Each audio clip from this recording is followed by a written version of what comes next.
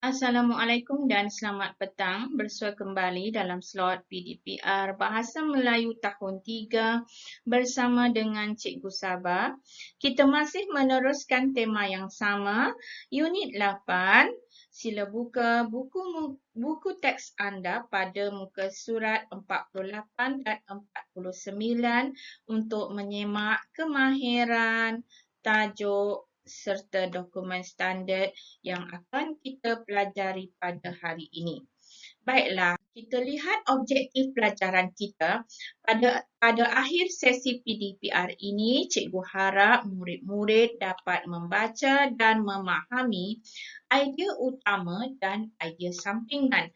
Manakala kriteria kejayaan, cikgu harap ataupun murid-murid dikategorikan berjaya jika murid-murid dapat menyenaraikan 3 idea utama dan 3 idea sampingan. Ingat ya, jika kamu boleh menyenaraikan 3 idea utama dan 3 idea sampingan yang akan kamu buat dalam buku nanti, kamu dikategorikan sebagai murid yang berjaya untuk slot ini.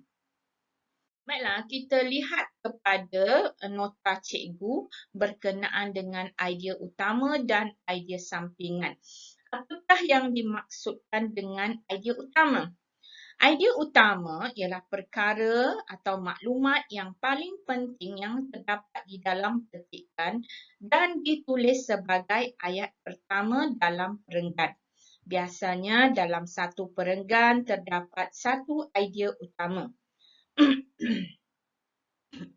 Maksudnya di sini ialah idea utama ni ialah perkara yang hendak disampaikan. Okey, apa dia perkara utama ataupun isu utama yang hendak disampaikan ini? Dia merupakan idea utama. Okey, dalam satu-satu perenggan terdapat satu idea utama. Okey, selalunya idea utama ini merupakan ayat yang pertama dalam satu-satu perenggan. Okey, maknanya kalau ada 4 perenggan, ada 4 lah idea utama. Kalau ada 2 perenggan, 2 sahaja idea utama. Kita tengok pula apa dia yang dimaksudkan dengan idea sampingan. Idea sampingan pula ialah idea yang menyokong idea utama. Biasanya ia terletak selepas idea utama. Idea sampingan bukan sahaja menghuraikan idea utama tetapi memberi contoh, kesan atau akibat bagi menyokong idea utama. Maksudnya di sini idea sampingan ini merupakan huraian daripada idea utama tadi.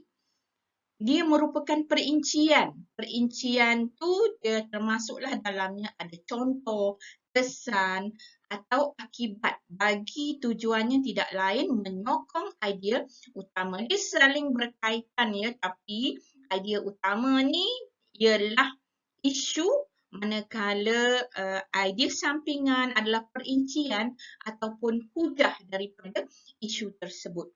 Baik, semak slide cikgu yang seterusnya.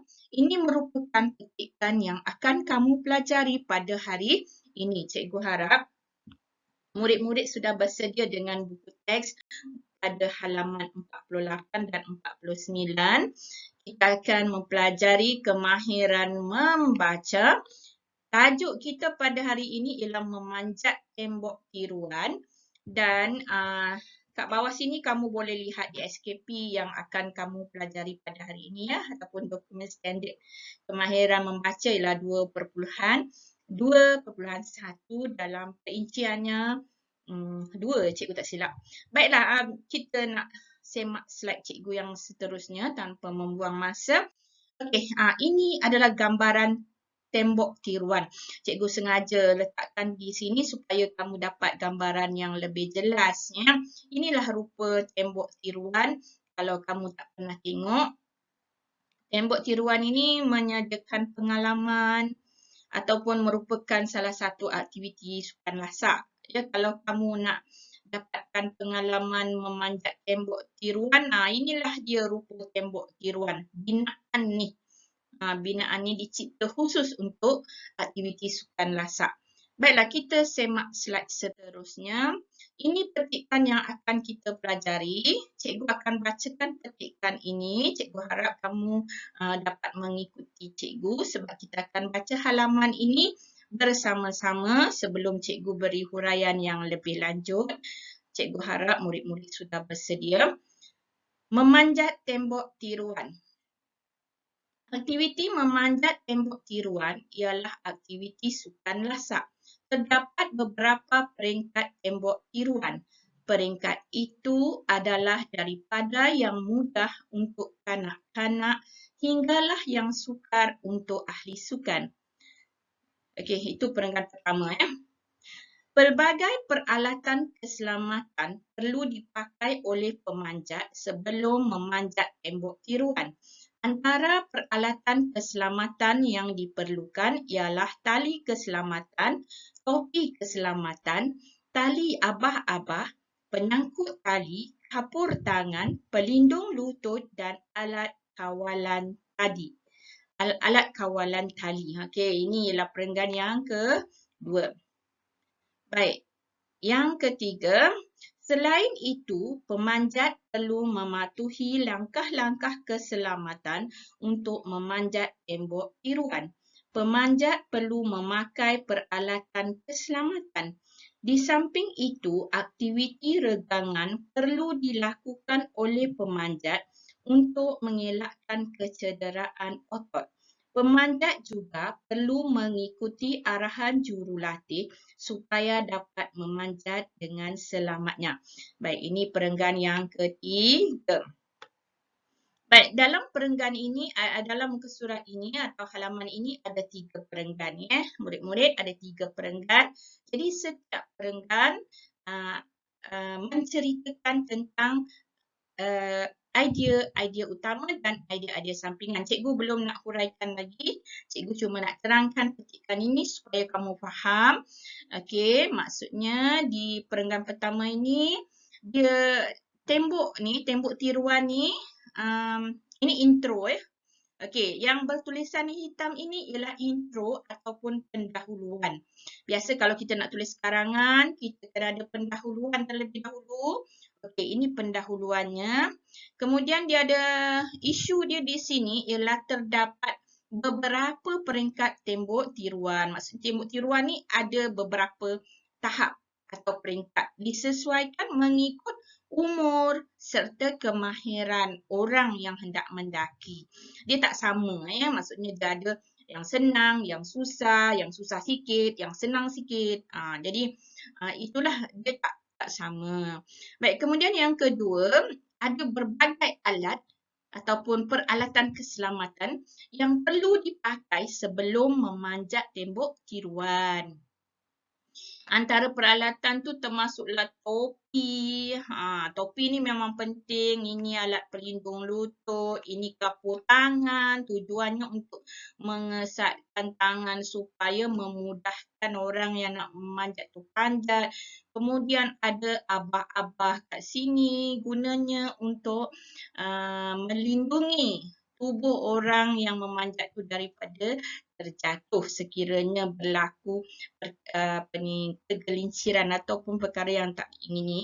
Baik, seterusnya kita nak tengok orang yang nak memanjat ini perlu memakai peralatan keselamatan ini. Okey, selain daripada pakai keselamatan ini, dia juga perlu mematuhi arahan jurulatih. Maksudnya orang yang mengajar tu, kita perlu dengar cakap orang tu supaya kita tidak mengalami kecelakaan. Dan seterusnya, kita perlu melakukan aktiviti regangan atau memanaskan badan supaya otot-otot kita tidak mudah kejang.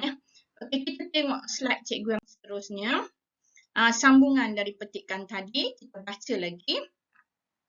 Terdapat beberapa faedah memanjat tembok tiruan.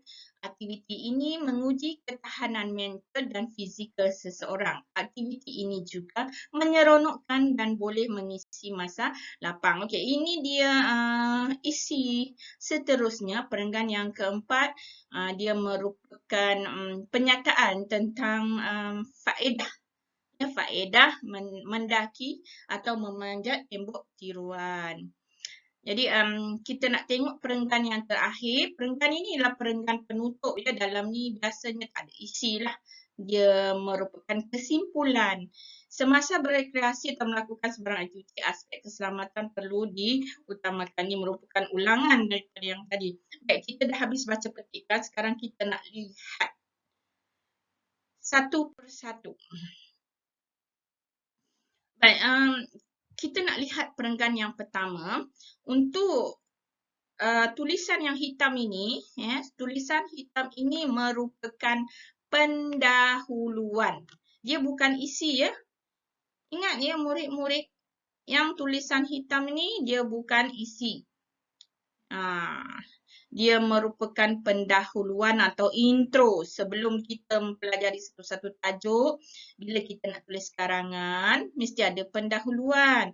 Jadi pendahuluan ini ialah sebagai pengantar untuk kita faham tajuk ini. Okay, tajuknya ini, pendahuluannya ini. Sekarang kita nak masuk kepada perenggan yang pertama. Ini memanglah dia dalam perenggan yang pertama, tapi yang ini ialah intro dia. Sekarang kita nak masuk kepada idea utama. Kalau awak tengok dekat sini, yang tulisan biru ni, ya, tulisan biru ni merupakan idea utama. Dia dah bagi ya. Ini diberi ni. Terdapat beberapa peringkat tembok tiruan. Jadi yang biru ni, tulisan biru ni ditulis di sini. Okey, ini ialah idea utama. Terdapat beberapa peringkat tembok tiruan. Kemudian ada tulisan merah kat sini. Tulisan merah ini merupakan huraian daripada idea utama tadi. Peringkat itu adalah daripada yang mudah untuk kanak-kanak hinggalah yang sukar untuk ahli sukan. Ini idea sampingan. Sebab apa? Idea utama ni dia tulis mula-mula, kemudian diikuti dengan idea sampingan ini, dia menghuraikan tentang idea utama. Jadi sebab tu dia katakan idea sampingan. Sebab kalau dapat perhatikan tulisan biru, ini idea utama, tulisan merah ni idea sampingan, dia isi kat sini.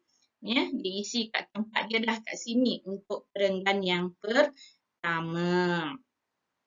Sekarang kita lihat pula perenggan seterusnya. Okey. Perenggan seterusnya adalah perenggan yang kedua. Okey, dalam perenggan kedua, idea utama dia ialah yang bertulisan biru. Maknanya dari sini, dari perkataan pelbagai sampai perkataan tiruan, disalin semula ke sini. Pelbagai peralatan keselamatan perlu dipakai oleh pemanjat. Sebelum memanjat tembok tiruan ni, kita salin kemari ke bahagian idea utama.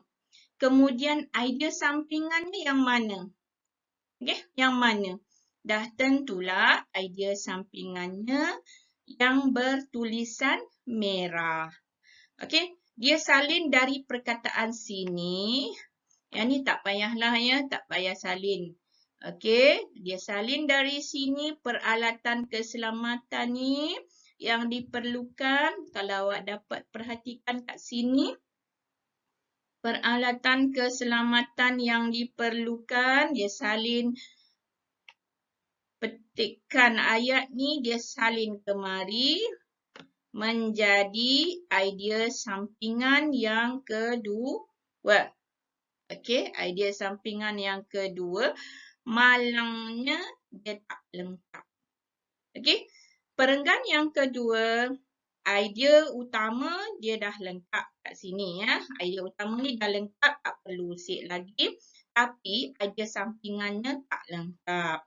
Jadi idea sampingannya sampai perkataan ialah sahaja. Maksudnya sampai kat sini sahaja idea sampingan dia. Dia salin sampai sini. Yang ni mana pergi ni? Yang ni. Yang ni mana pergi? Mana pergi yang ni? Hilang. Yang ni lah yang awak perlu salin dan lengkapkan. lengkapkan untuk perenggan yang kedua.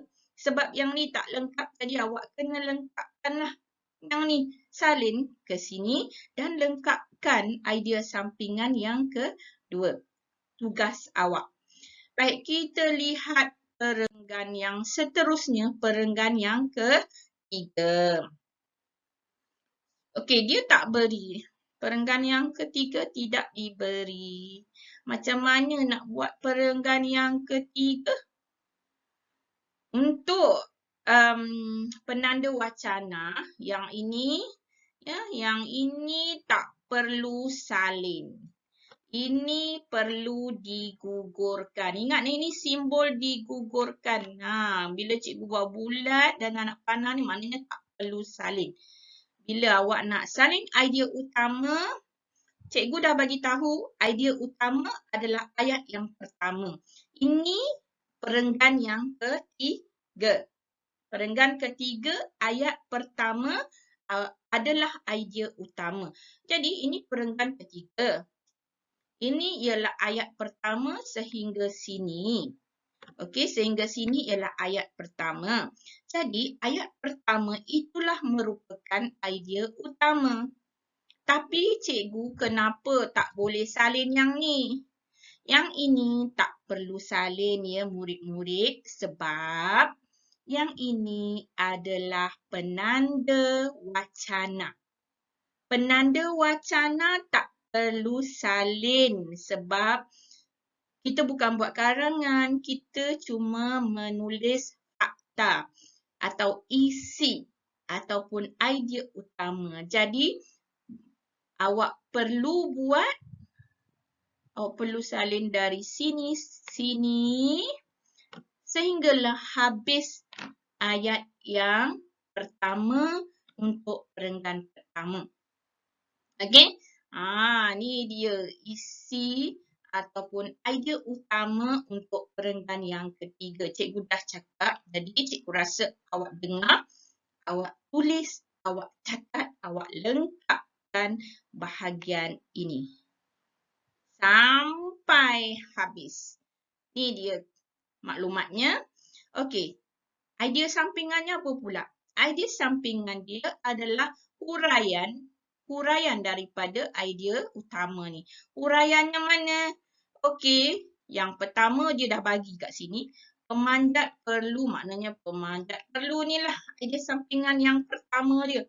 Okey, yang pertama. Ada pula idea sampingan yang kedua. Aktiviti ini. Okey, aktiviti ini regangan. Okey, ni. Okey, aktiviti regangan perlu dilakukan. Awak perasan tak? Ni. Penanda wacana lagi kat sini. Aku rasa cikgu dah masuk tajuk khusus tentang penanda wacana ni masa dalam kelas dulu ya. Masa PDPR bersemuka, cikgu ada masuk sedikit tentang penanda wacana. Cikgu harap awak faham penanda wacana ni. Kalau ada kesempatan nanti cikgu akan ulang semula supaya awak jelas. Baik, yang tu penanda wacana tu tak perlu salin. Awak faham tak? Awak nampak tak kat sini? Poin yang kedua ni dia tulis dari sini. Jadi penanda wacana ni telah digugurkan.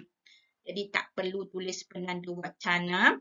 Awak perlu salin sehingga habis sampai sini. Dan yang ketiga ni macam mana?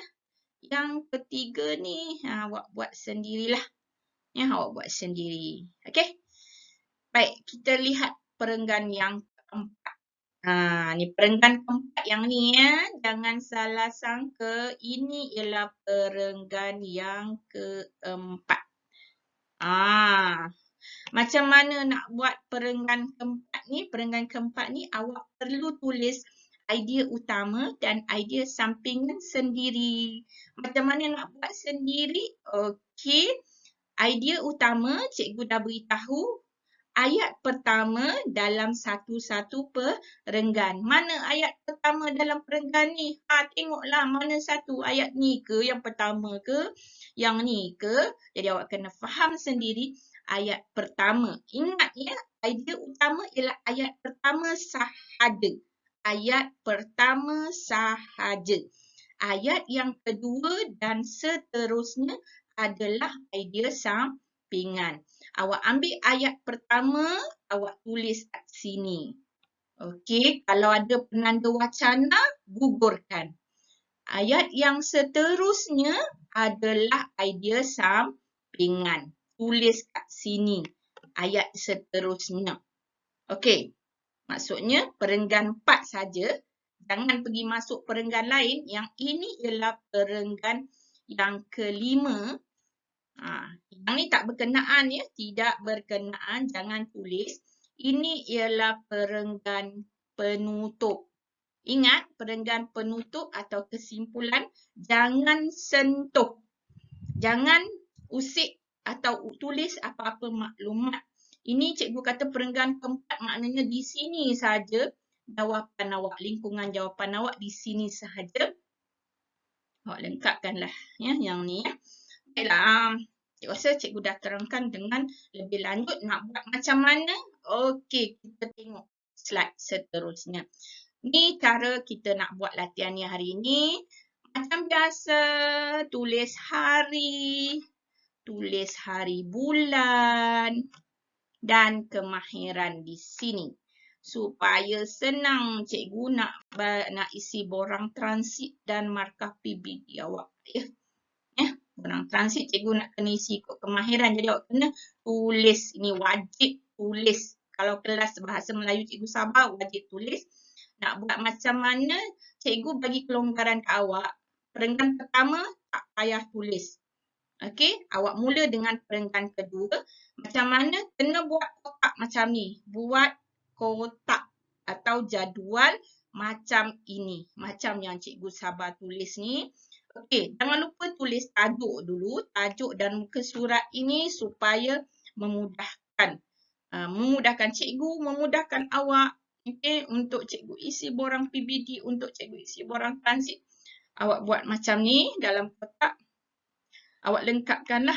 Ini perenggan pertama, perenggan kedua dan seterusnya. Yang ni awak buat untuk perenggan yang keempat. Silap, perenggan kedua, perenggan ketiga dan perenggan keempat. 3 kotak sahaja. Lepas habis yang ini, okey, lepas tajuk ini selang 1 baris. Tulis kotak, kemudian dah siap yang ini, selang 1 baris atau 2 baris. Siapkan yang ini, lepas tu selang 1 baris atau 2 baris lagi, baru buat perenggan yang keempat. Ini je tugasan kamu pada hari ini. Cikgu harap penerangan cikgu bermanfaat dan jelas. Ya. Kalau kamu ada masalah, kamu boleh tanya dekat grup. Ya. Sekian dahulu untuk hari ini. Selamat belajar dan Assalamualaikum warahmatullahi wabarakatuh.